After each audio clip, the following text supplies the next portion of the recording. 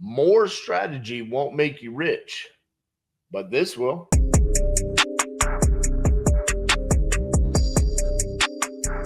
Every single Tuesday at 2:22 p.m. Central, I go live. Normally, I have a topic. I go through that topic. Normally takes me somewhere in the range of 30 minutes to an hour. And then I open it up for question and answers. And every single Tuesday, when I'm doing Q&A, I get asked questions about, RJ, how many novations did you guys do last year? Are you doing seller finance, sub two, wholesales? What about reverse flipping? Are you utilizing that at Titanium? And I'm always so proud to say in 2024, we did none of that. We were laser focused on who we are as a business, a nationwide virtual wholesaler. That is what we do here at Titanium Investments. And the reason why I'm proud of that is because in 2024, we had one of our best years that we've ever had in real estate. And we've been doing this for a decade. In 15 years of being an entrepreneur, 2024 was again one of our best years that we've had. The reason why it was one of our best years is not because of this magical thing that shifted in our business.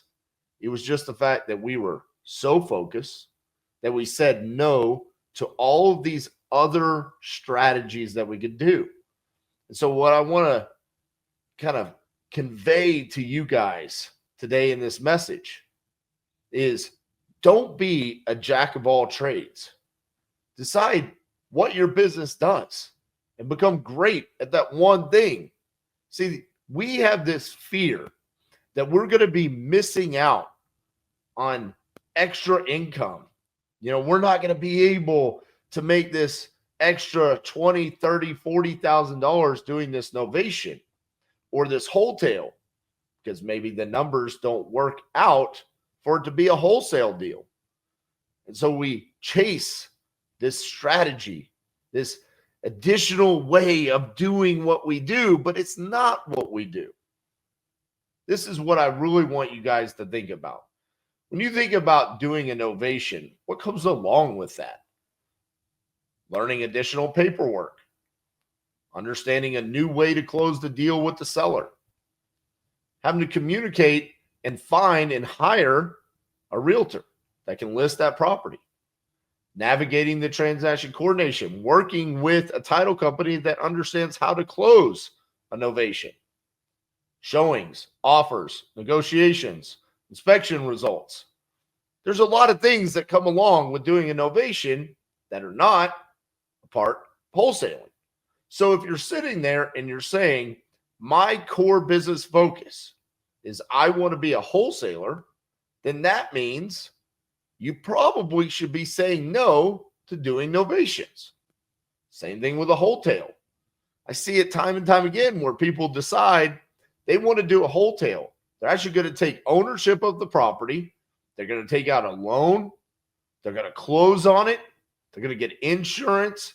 They're going to take out utilities, maybe do a small amount of repairs, list it, negotiate it, inspection results, close it. All of that is broken focus. Whereas if you eliminate all of that time that you spend on doing such a simple transaction like a novation or a hotel, which mind you, I'm not saying that those are not simple transactions because they can be and they are, but there's still time that you're investing into it. You only have so much bandwidth as a business operator. So if you're taking all of that time away from your wholesale operation, what is happening inside of the wholesale operation? Who's following up on the leads? Who's doing the closings? Who's doing the dispositions? If you are doing any of those actions and you decide to chase the next exit strategy, like a novation or a wholesale or a flip or whatever it is, then you're taking time away from what your core business function is. And that business will suffer because of it. despite the fact that you might end up with $30, $40, $50,000 in your bank account, you are still taking away from what your core business does. And over the course of time, that will add up. You will also end up in a scenario where one of these types of strategies will not go perfect as planned. There's going to be times where there's going to be issues with the novation, or there will be an issue with the wholesale. This is why I have my series, Oh, That's Fucking Adorable, showing you guys how deals can go bad.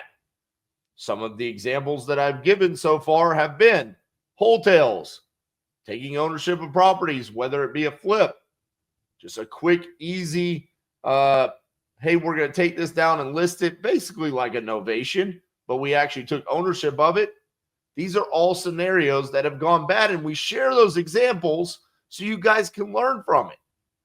And I talk about this so much because it played such a huge impact on our lives, like our whole career path, because we were on a trajectory in 2017 where we had zero issues.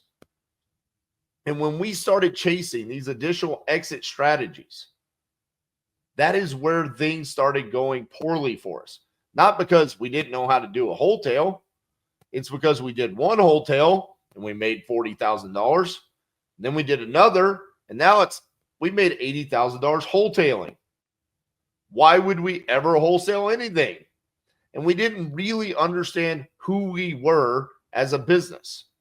So what I'm asking you today is truly make a decision on, what do you want your business to be known as? Do you want to be known as the person who does novations? Great. I love Rich Wonders and Eric Brewer. They're known for doing novations. They're great at doing novations. They also don't do a lot of wholesaling.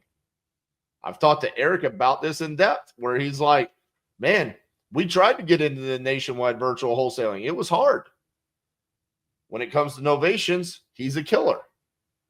If I were to do a novation, I would just do a joint venture with one of those two individuals. That way, I don't have any broken focus. Going a step further, though, I don't even want to do that because there's not a need. It's easier for me to look at that lead and say, I'm just not the right solution for you. And to walk away from that one and call the next motivated seller who I can be a solution for. The other thing that I rarely talk about when it comes to this, because I really want to hammer home how it can impact you the same way that it did for us, is the skill sets that are needed in order to do these exit strategies.